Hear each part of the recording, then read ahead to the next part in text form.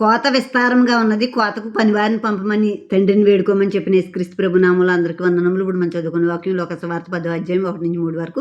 అటు తర్వాత ప్రభువు 70 మంది ఇతరులను నియమించి తాను వెళ్ళబో ప్రతి ఊరికిని, ప్రతి చోటుకిని తనకంటే ముందుగా ఇద్దరినిగా పంపినప్పుడు ఆయన వారితో ఇట్లన్నీ కోత విస్తారంగా ఉన్నది గాని పనివారు కొద్దిమందియే. కాబట్టి కోత యజమాని తన కోతకు పనివారిని వేడుకొనుడి. మీరు వెళ్ళుడి. ఇదిగో తోడేళ్ల మధ్యకు గొర్రె పిల్లలను పంపినట్టు నేను మిమ్మల్ని పంపుచున్నాను. యేసుక్రీస్తు ప్రభు ఈ 9వ అధ్యాయంలో అయితే 12 మంది శిష్యులను పంపారు సువార్త ప్రకటించమని. ఇది 10వ అధ్యాయం. ఈ 10వ అధ్యాయంలో 70 మంది శిష్యులను ఏర్పాటు చేసుకుని ఆ 70 మందిని ఇద్దరిద్దరినిగా పంపుతున్నారు. యేసుక్రీస్తు ప్రభు వెళ్ళాలనుకున్న ఆ ఊర్లకి, ఆ ప్రాంతాలకి ముందుగా ఈ 70 మందిని ఇద్దరిద్దరినిగా చేసి సువార్త ప్రకటించరండి అని ఇద్దరిద్దరినిగా పంపుతున్నారు. యేసుక్రీస్తు ప్రభు 12 మంది శిష్యుల గురించి మనకు బాగా తెలుసు.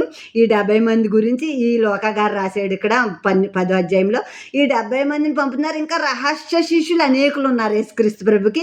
అరిమత యేసేపు తను తోటలో తవ్వించుకున్న ఆ సమాధి, కొత్త సమాధిలో యేసుక్రీస్తు తన కొరకు తవ్వించుకున్న సమాధిలో యేసుక్రీస్తు ప్రభుని పెట్టాడు. అతను రహస్య శిష్యుడు. కానీ ఆయన మరణించినప్పుడు ఆయన బాడీని అడగటానికి తెగించి వెళ్ళాడు పిలాతు దగ్గరికి అని ఉంటుంది. ఆ టైంలో తెగింపు వచ్చింది. ఇంకా అరిమత యేసేపుకి తెగించి వెళ్ళాడు. అప్పటిదాకా రహస్యంగా వెంబడించాడు. తర్వాత నిగోదేము 3వ అధ్యాయంలో ఉంటుంది. యోహాను రాత్రి టైంలో, నైట్ టైంలో వచ్చాడు యేసుక్రీస్తు ప్రభు దగ్గరికి. అతను కూడా రహస్యంగా వెంబడించాడు. ఇలా రహస్యంగా వెంబడించిన వాళ్ళు అనేకులు అప్పుడున్నారు.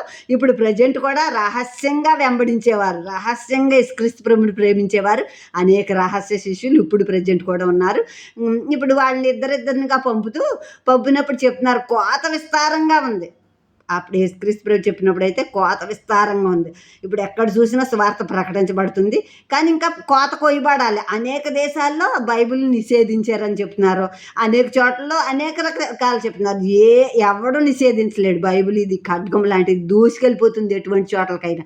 కనుక మనం మంచిగా ప్రార్థన చేసి ఈ కోత విస్తారమైన కోత కొయ్యబడాలి ప్రభు అని మనం తండ్రి గారికి యేసుక్రీస్తు ప్రభు నామంలో ప్రార్థన చేసినప్పుడు ఆ కోత కొయ్యబడుతుంది అన్నమాట. ప్రార్థన చెయ్యాలి. ప్రార్థనాపూరులుగా అభిషేకం ఇమ్మని, ఆత్మనిమ్మని, ఆత్మని అడిగి దేవుణ్ణి అవన్నీ పొందుకుని మనం సువార్తకు వెళ్ళిన రోజున ఎటువంటి ఆటంకాలు, ఎత్తడి గడియలు ఎడగొట్టబడతాయి, ఇనప గడియలు ఎడగొట్టబడతాయి, ఎత్తడి తలుపులు ఎరగొట్టబడతాయి అని చెప్పి వాగ్దానం ఉంది. కాబట్టి అటువంటివన్నీ పడిపోతాయి. ఈ సువార్త బహుగా ప్రకటించబడుతుంది. ఈ సువార్త సువాసంలో, సువార్త సునాదాలు, సువార్త వెలుగులు ప్రతి చోట వెదజల్లాలి. ప్రతి వారు రక్షించబడాలి, కోత కోయబడాలి. ఇగో తోడేళ్ళు లాంటి వాళ్ళ మధ్యకి నేను పంపుతున్నాను మిమ్మల్ని, గొర్రెలు లాంటి మిమ్మల్ని.